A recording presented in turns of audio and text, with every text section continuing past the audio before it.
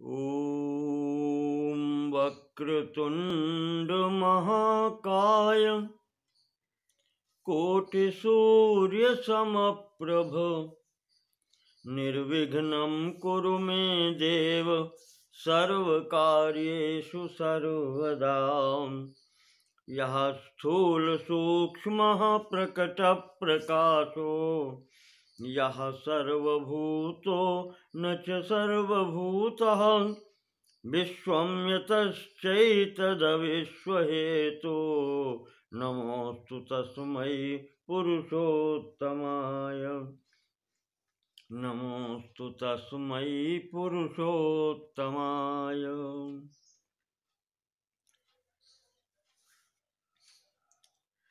श्री विष्णु पुराण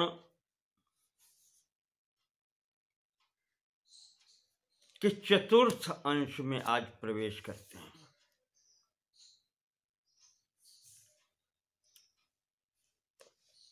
नारायणं नमस्कृत्य नरं चैव नरोत्तमं देवीं सरस्वतीं व्यासं ततो जयमुदीरयेत्। श्री मैत्रेय उवाच। मैत्रेय जी पूछ रहे हैं गुरुदेव महर्षि पराशर से कि भगवन् नरैकार्यं साधु कर्मण्यवस्थितै तन्मह्यं गुरुणा ख्यातं नित्य नैमित्तिकात्मकम् वर्णधर्मास्तथा ख्याता धर्मा ये चाश्रमेषु च श्रोतुमिच्छाम्यहं वंशं राज्ञां तद्ब्रूहि मे गुरो। हे गुरुदेव, हे भगवान,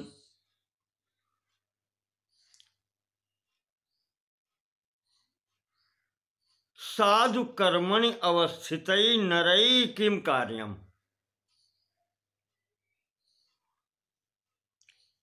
सत्कर्म करने वाले पुरुष को क्या करना चाहिए?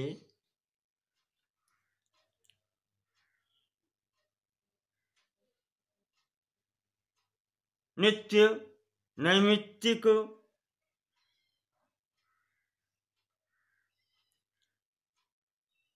इन सभी कर्मों का आपने वर्णन कर दिया और इनमें ही आपने वर्ण धर्म तथा आश्रम धर्मों का भी वर्णन किया प्रभु।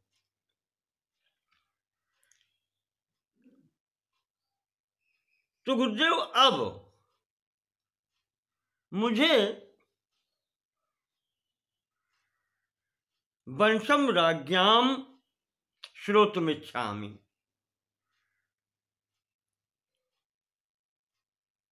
हम राजाओं के वंशों के विषय में कुछ सुनना चाहते हैं, उनके विषय में आप बताएं।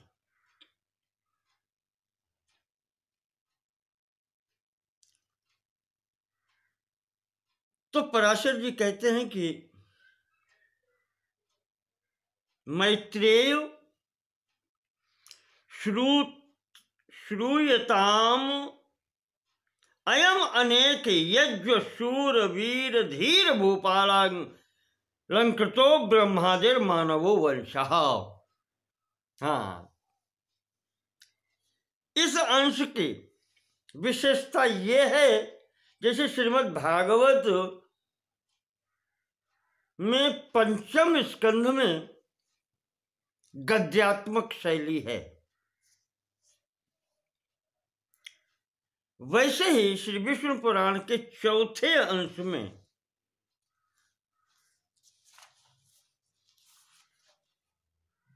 गद्यात्मक शैली है। इसमें गद्य का प्रयोग हुआ है।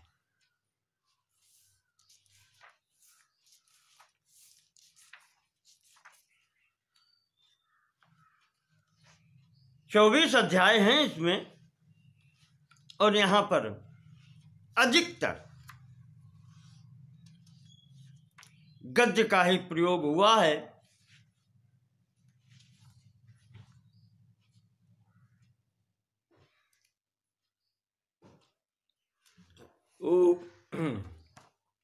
तो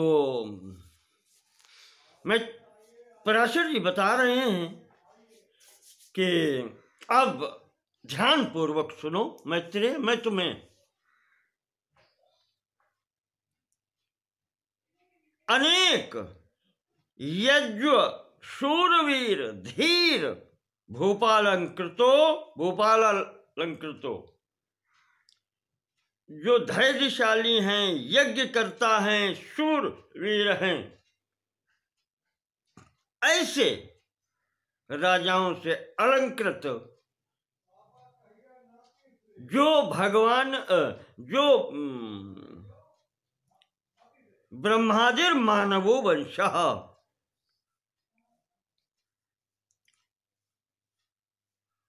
ब्रह्मा जी के जो अनुयायी हैं या वंश के हैं, मनु उनके वंश के राजाओं की कथा सुनो। मानवो वंशः, महाराज मनु के वंश के राजाओं की कथा सुनो, जिसके आदि पुरुष तो स्वयमेव ब्रह्मा जी हैं।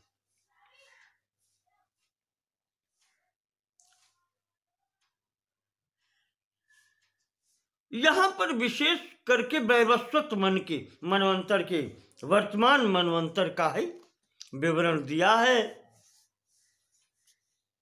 नवम स्कंद श्रीमद् भागवत में भी वर्तमान वैवस्वत मनवंतर का ही दिया है, वही यहां पर दिया है। और कहा है कि मैत्रेय देखो, संपूर्ण सृष्टि के आदि कारण तो भगवान विष्णु ही हैं,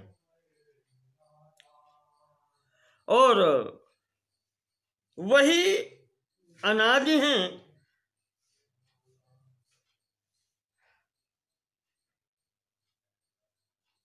और वही अपने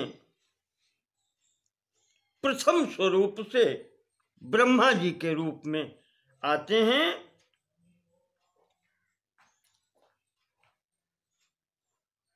इसके पश्चात ब्रह्मणस्य दक्षिणांगुष्ठ जन्मा दक्ष प्रजापति ही, ब्रह्मा जी के पैर के दाहिने अंगूठे से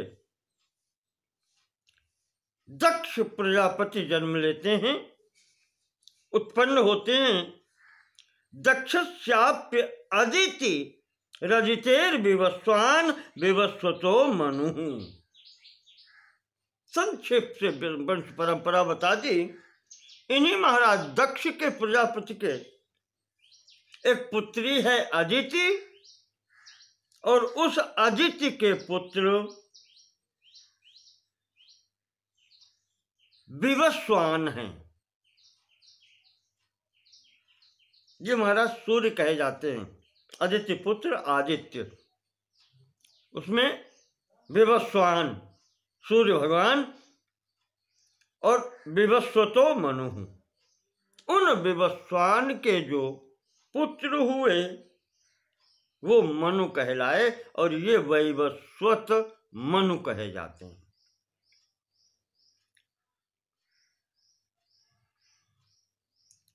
मनोरिक्ष्वाकु नृग धृष्ट शर्याति नरिष्यंत प्रांशु नाभाग दिष्ट करुष पृषद्राख्या दश पुत्रा बभूवुः।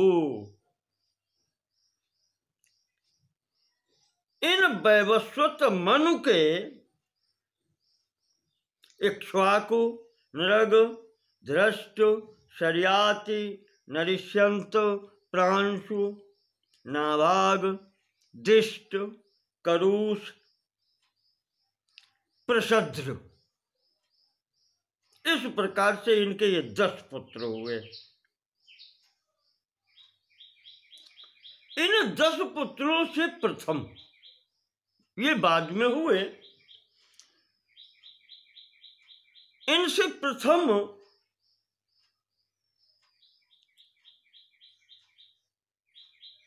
जब संतान नहीं थी महाराज मनु के, तो उन्होंने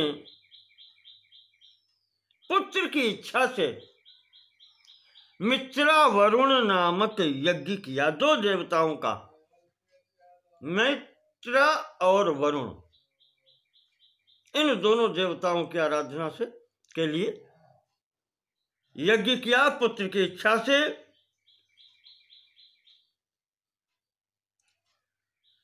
पर यहां विष्णु पुराण में लिखा है होतुरपचारात्,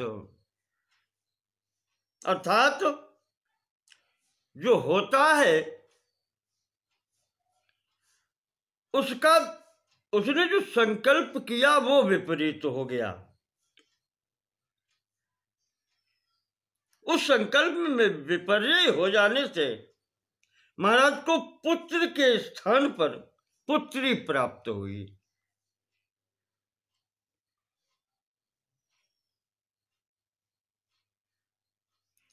पंचम स्कंद में श्रीमद् भागवत में आता है मेरी समझ में,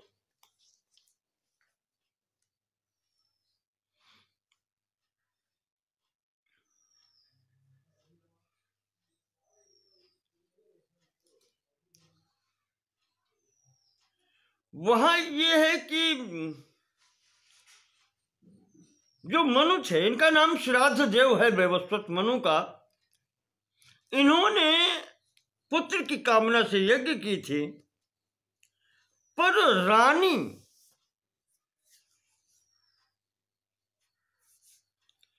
की इच्छा,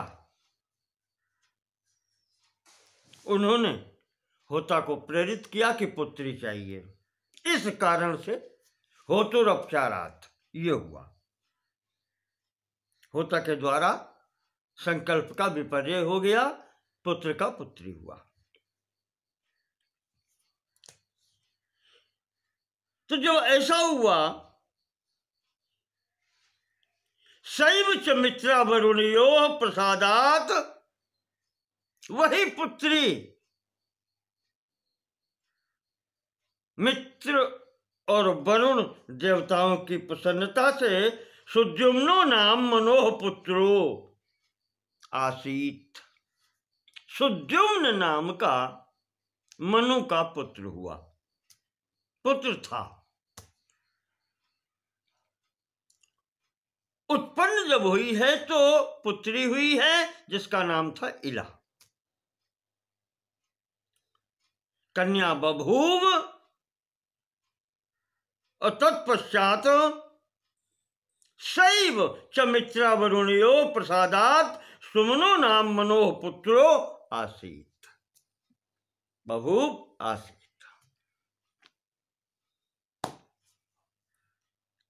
उत्पन्न इला नाम से हुई थी कन्या, तत्पश्चात देवताओं की प्रसन्नता से वही सुद्युम्न नाम का पुत्र हुआ।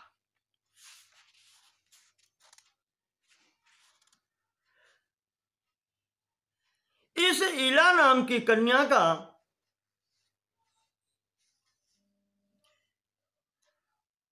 चंद्रमा के पुत्र बुध से संपर्क हुआ,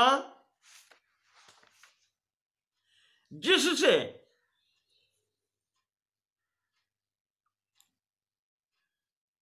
बुध ने इसके द्वारा एक पुत्र उत्पन्न किया जिसका नाम हुआ पुरूरवा।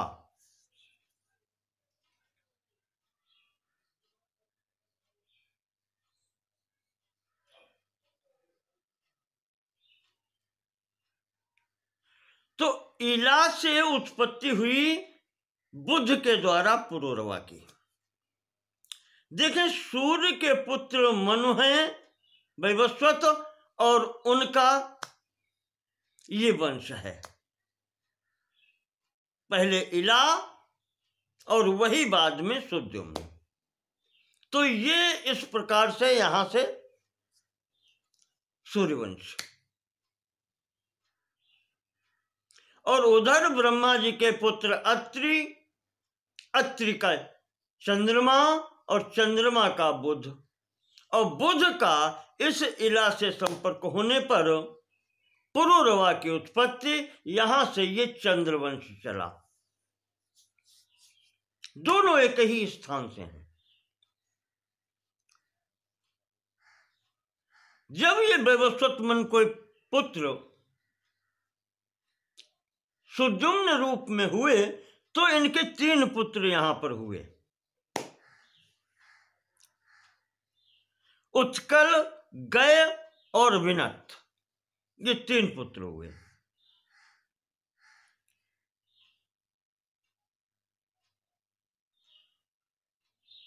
वशिष्ठ जी ने महाराज से कह के सुद्युम्न जी को प्रतिष्ठानपुर का राज्य दिलाया,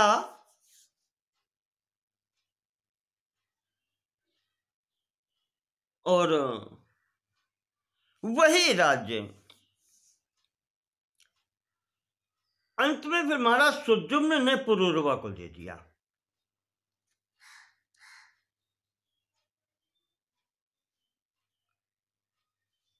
और फिर पुरुरवा से आगे चंद्रवंश चला।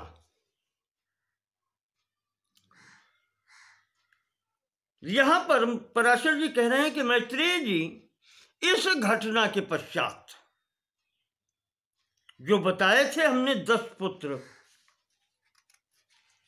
वैवस्वत मन के और हुए, जिनके नाम बताए थे इक्ष्वाकु, नृग, धृष्ट, शर्यात, नरिष्यंत, प्रांशु, नाभाग, दिष्ट, करूष और प्रसद्र।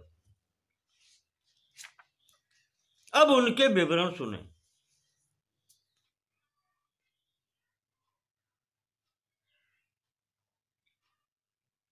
प्रसद्रस्तु मनुपुत्रो गुरु गोवधात शूद्रत्व मगमत्व। महाराज मनु का जो पुत्र प्रसद्र नाम का है, सबसे छोटा अंत में जो नाम लिया था, इसके हाथ से एक गौ की हत्या हो गई। इस कारण से ये शूद्र हो गया। गौ हत्या भूल से, धोखे से हो गई थी। गुरुदेव की गाय गोष्ठ की रक्षा कर रहा था, रात्रि को सिंह आ गया, गाय चिल्लाई, इसने हिंसक पशु को मारने के लिए तलवार चलाई, शेर भाग गया, गाय मर गई। ये हो गया था। तो प्रसद्र शूद्र हो गए। मनु के पुत्र जो करूष थे, उनसे कारूष नाम के क्षत्रिय हुए, उत्पन्न हुए।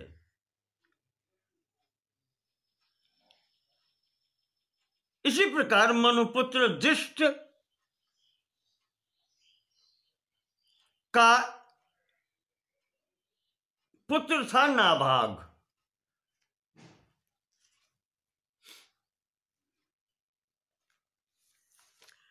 ये नाभाग अपने कर्मों से वैश्य हो गया।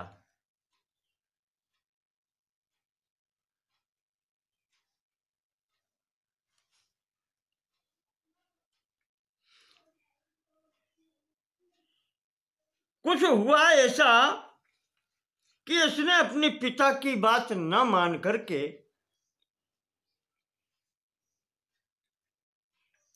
एक वैश्य की कन्या से विवाह कर लिया। पिता ने मना किया, ये नहीं माना। वैश्य वणिक उसकी कन्या से विवाह कर लिया, जिसके कारण पिता से युद्ध हो गया। एक ऋषि थे, उन्होंने बीच बचाव किया, फिर भी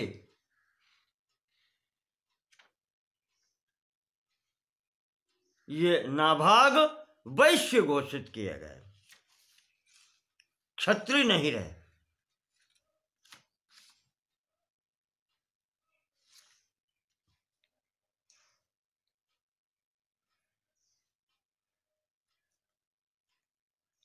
इन नाभाग के पुत्र हुए बलंधन। कहीं कहीं इनका नाम भलंदन भी कहा जाता है। मार्कंडेय पुराण आदि में जो कथा है, ये इनको भनंदन कहा गया है। कहीं कहीं यहां पर विष्णु पुराण में बलंधन कहा गया है। बलंदन से वत्सप्रीत हुए, वत्सप्रीत से प्रांशु, प्रांशु से प्रजापति, प्रजापति से खनित्र, खनित्र से चाक्षुष, चाक्षुष से विंश, विंश से विविंशक, विविंशक से खनिनेत्र, खनिनेत्र से अति विभूति,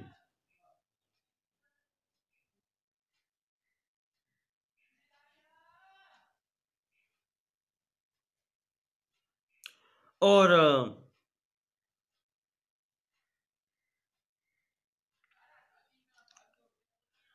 अति विभूति के पुत्र हुए करंधम।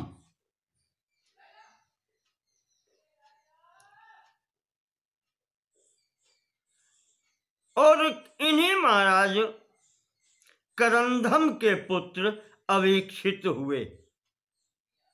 प्रथम करंधम तक, यहां तक ये सतयुग की है, और इनके पुत्र जो अवीक्षित हुए, यहां से त्रेता युग का प्रारंभ हुआ है। ऐसा महाभारत के अश्वमेध पर्व में भी आया है।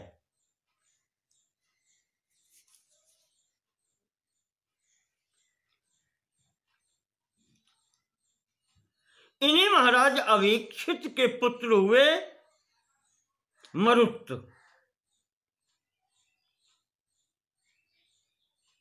बहुत अच्छे बल पराक्रम युक्त राजा हुए। कहते हैं कि इन्होंने जो यज्ञ कराई थी, इनकी यज्ञ कराने के लिए देवगुरु बृहस्पति ने मना कर दिया, हम नहीं कराएंगे।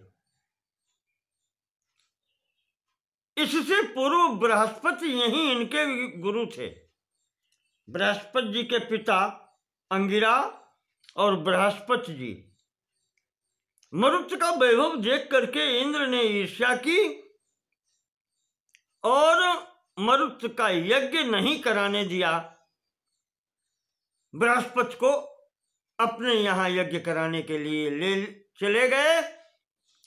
तो मरुत जी का यज्ञ बृहस्पति जी के छोटे भाई महाराज संवर्त जी ने कराया है। विस्तार से कथा हरिवंश पुराण के अंतर्गत दी हुई है।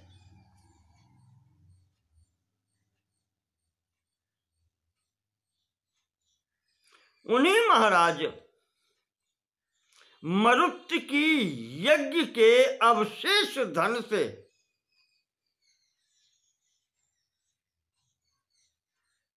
ज्येष्ठ पांडव युधिष्ठिर ने यज्ञ किया है। उसी धन को ला करके जो बच गया है मरुत के यज्ञ में, तो उसके अवशेष धन से युधिष्ठिर जी का यज्ञ हो गया। ये देखें आप, तो मरुत की यज्ञ कैसे रही होगी आप कल्पना कर सकते हैं। उनकी यज्ञ में कहते हैं कि देवताओं ने प्रकट होकर के यज्ञ भाग लिए थे और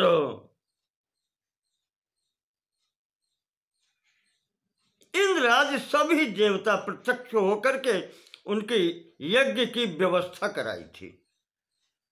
यहां तक कि ब्राह्मण भोजन कराने में भी देवताओं ने सहयोग दिया था। ऐसा यज्ञ हुआ था।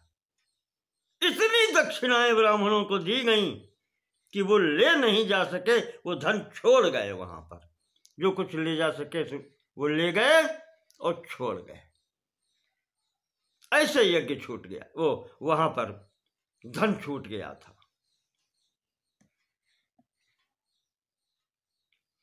तो इस स्थिति में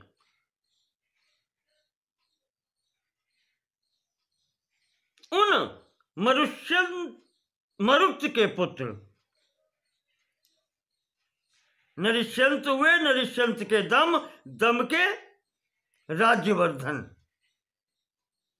है।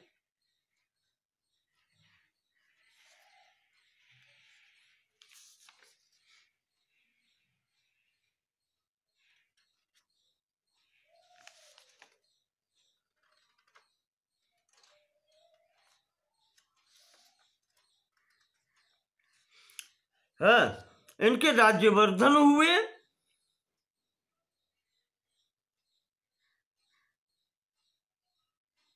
राज्यवर्धन के सुवृद्धि, सुवृद्धि से केवल, केवल से सुधृत, सुधृत से नर, नर से चंद्र, चंद्र से बंधुमान, बंधुमान से वेगवान, वेगवान से बुध, बुध से तृणबिंदु। और महाराज तृणबिंदु के एक पुत्री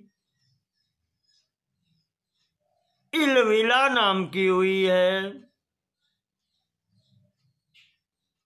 इसी को इडविडा भी कहा जाता है। पाणिनि के सूत्र हैं रलयोर भेदा, उसी प्रकार से डलयोर भेदा भी है।